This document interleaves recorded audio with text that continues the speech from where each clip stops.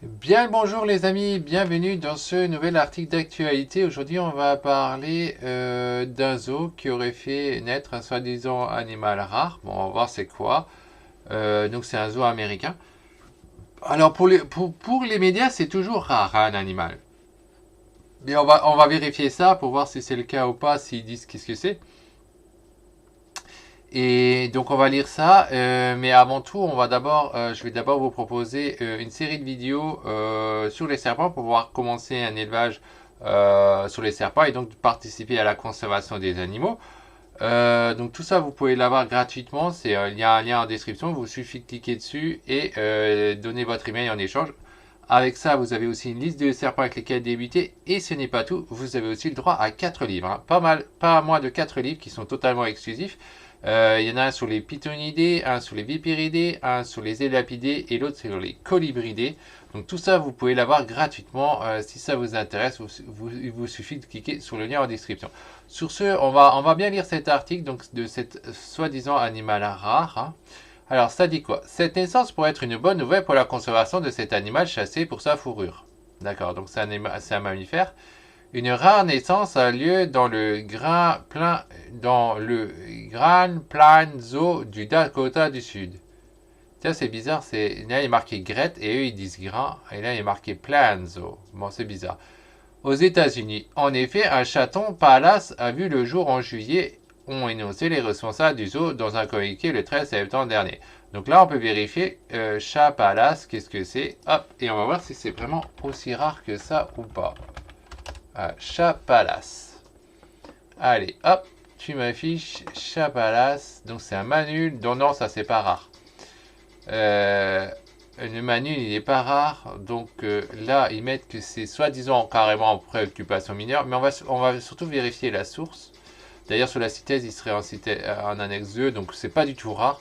On va voir par contre la source parce que c'est bien beau les sites machin comme ça qui nous sortent, mais ce ne sont pas les bons sites.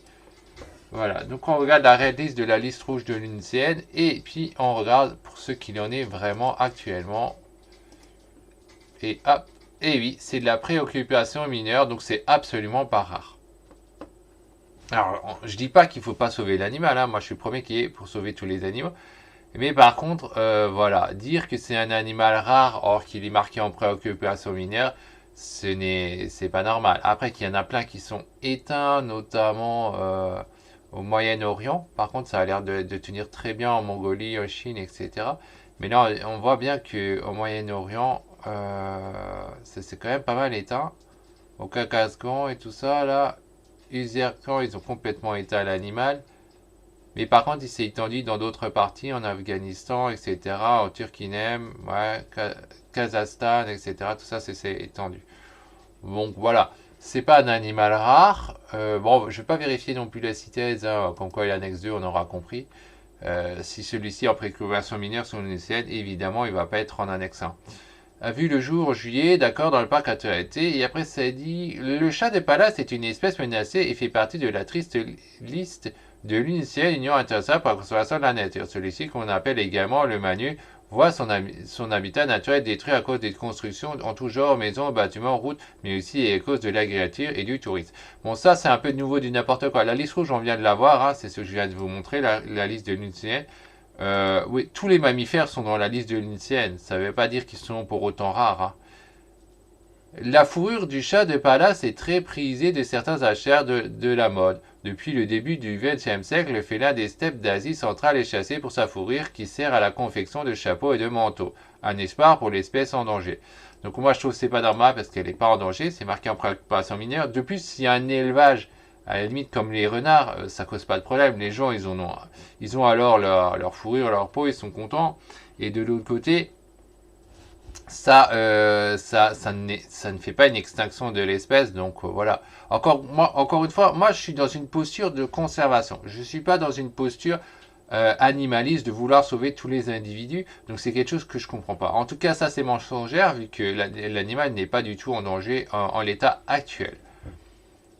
La naissance de ce chaton de palace est donc une bonne nouvelle pour l'espèce et pour le zoo. Ce dernier avait reçu 2 chats de palace dans le cadre d'un programme de survie. Un premier chaton, Pazzi, est né en 2020, 4 ans plus tard, il vient d'être rejoint par un petit frère ou une petite sœur, le zoo n'ayant pas encore communiqué sur le sexe de l'animal. Pour l'instant, le chaton est trop timide. À court terme, le chaton choisira probablement de passer la plupart de son temps à l'intérieur jusqu'à ce qu'il grandisse et prenne confiance en lui. Renseigne le communiqué, les soigneurs expliquent que le chaton mine le comportement de sa maman. Si elle estime qu'il y a trop de bruit ou si elle doit le cacher pour quelque raison que ce soit, elle le portera à l'intérieur, précise encore le communiqué. La naissance du chaton de Palace devra attirer les visiteurs en nombre. Nul doute que sa fourrure rayée, ses yeux ronds et sa petite bouillie feront fondre le cœur des touristes. Alors ça, par contre, c'est vrai. Évidemment, les chats, c'est tout ce qui est chat, fauve, etc. C'est les trucs qui plaisent le plus aux gens. Et je comprends tout à fait parce que moi aussi, j'adore hein, les félins et les fauves. C'est un des premiers animaux qui me plaît le plus. Donc évidemment, ça n'a rien de surprenant, c'est d'ailleurs bien supérieur à tout ce qui est primate et tout ça. Les gens préfèrent, les serpents on n'en parle pas, les gens n'aiment pas, pour la plupart des gens, c'est bien dommage parce que c'est des animaux super importants, mais c'est sûr que c'est extrêmement demandé et c'est pour ça que les zoos le font. Là, c'est pas une histoire de conservation, vraiment, c'est plus une histoire de faire venir des touristes. Hein. Alors en plus, il s'appelle soi-disant c'est rare, mais bon, du coup, ça c'est mensongère. L'animal n'est pas rare en l'état actuel. Sur ce, on a lu cet article, on a vu cet article. Bon, il est pas, c'est pas, c'est, voilà, c'est un article qui, à mon sens, pas correct parce que c'est pas un animal qui est rare, quoi. Voilà. Donc, pour rappel, si vous voulez la série de vidéos sur les serpents, vous la trouvez en description. Vous avez aussi les 4 livres, etc. Et sur ce, on se quitte et on se retrouvera pour une prochaine vidéo d'actualité ou autre. Bye bye.